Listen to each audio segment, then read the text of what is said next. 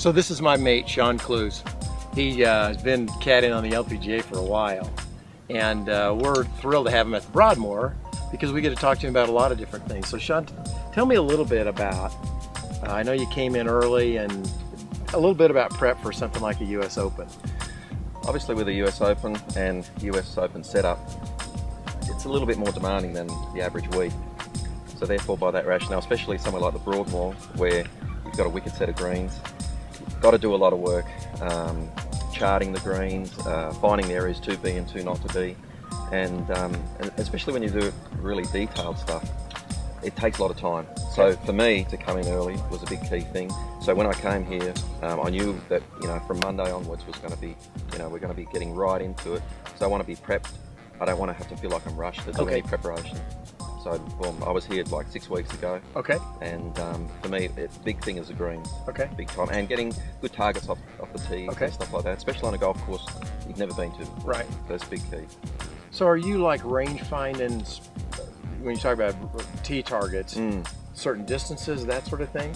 No, I just try to find the best landing areas. Okay. The way I do it is I go out there with, people might be familiar with the reflectors. Yeah. I'll just go out far in there and find just, the best spot in relation to camber of the fairway. Obviously the fairway slopes. Okay. Take a ball in a different direction and just, where's the best landing area relative to how far my player hits it. Like I'm not going to go way beyond or way short of it. So generally my player's landing area, find the best area to land the ball. I'll stick a reflector, then I'll go back to the tee.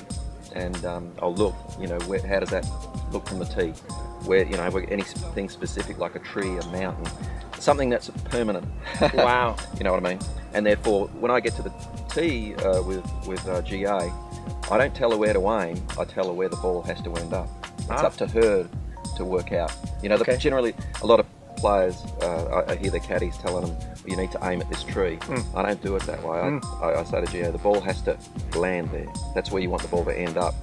How she chooses to get it that way, hook, cut, it's her business, So it makes it easy as opposed to telling someone where you want the ball, where you want to aim it. I tell them where it has to end up.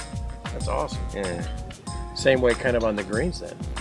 Yeah, for the most part. I mean, the way I like to chart, like I actually prepared the book for GA, and I sort of mark it with arrows and colours, and colours indicate where to be and where not to be. Obviously, the harsher colours like your reds, generally they're the high areas, and your blues and your greens are the sort of the low areas, and then the arrows also dictate, obviously down and uphill, and it's pretty obvious at the Broadmoor with so much tilt and pitch on the greens, you've got to be below them as best you can. So you've got green charts to start with. Well, green shapes. Okay. Yeah. Okay. I like it I like it in a fairly basic format with just a shape and bunkers that are well drawn. But for the most part, as far as anything on the green, I like to do that. Okay. I don't like too much extra stuff on there. So therefore, I can put whatever I like in there. Because as much as you like it to be detailed, you've got to be somewhat simple as well. Right. Because you don't, in the heat of battle, you just don't want to look in there and see just a gazillion things. You want it pretty simple, but telling you the green area, telling you what to need. Yeah, just simple stuff. Keep it low as much as you can on the low side. That's awesome because it gives you time to kind of prepare. You probably see some shot shapes.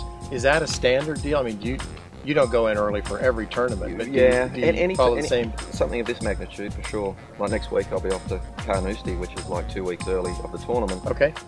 Because I've never been there, but apparently there's a lot to that golf course, So it's just nice to have very distinctive targets. Just, as a caddy, you've got to know more than the player, hopefully. And you just want to be very positive with what you tell them.